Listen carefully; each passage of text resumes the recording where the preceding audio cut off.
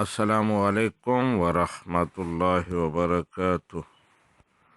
پاکستان سے محمد زعفران صاحب پوچھتے ہیں کہ رات کو قبرستان جانا کیسا ہے، اور اگر کوئی مسافر قبرستان میں رات گزارے تو اس کا شرعی حکم کیا ہے؟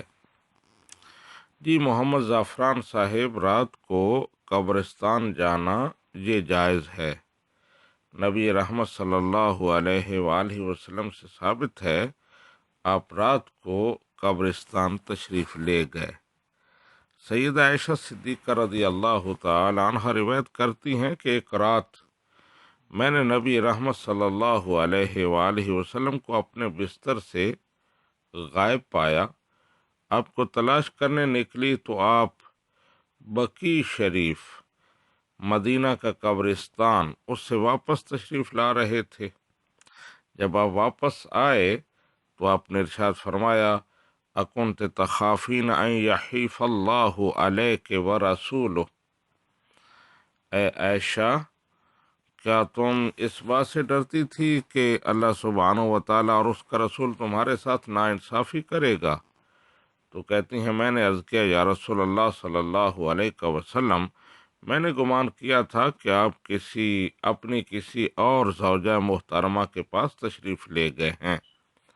تو نبی رحمت صلی اللہ علیہ وآلہ وسلم نے ارشاد فرمایا، ان اللہ عز وجل ینزل لیلۃ النصف من شعبان الی السماء الدنیا فیغفر لاکثر من عدد شعر غنم قلب، کہ اے عائشہ، آج شعبان کی نصف ہے، یعنی درمیانی رات ہے، اور اس رات اللہ سبحانہ و تعالیٰ آسمان دنیا پر تشریف فرما ہوتا ہے، اپنی شان کے مطابق نزول اجلال فرماتا ہے، اور بنی کلب کی بکریوں کے بالوں سے بھی زیادہ تعداد میں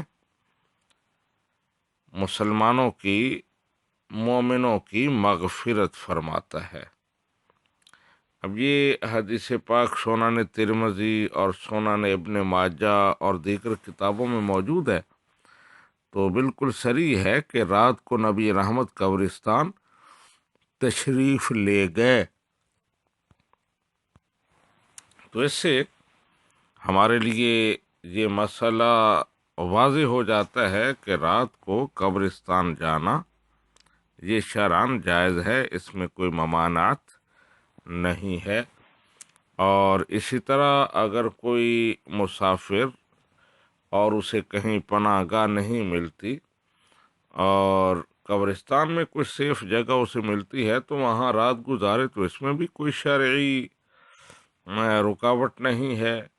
ہمارے بہت سارے اسلاف سے یہ ثابت ہے کہ انہوں نے زندگیوں کے کئی سال قبرستانوں میں گزار دیے، اور وہ وہاں بیٹھ کر آخرت کو یاد کرتے، تو اس لیے وہاں رات گزارنا بھی شرعاً جائز ہے۔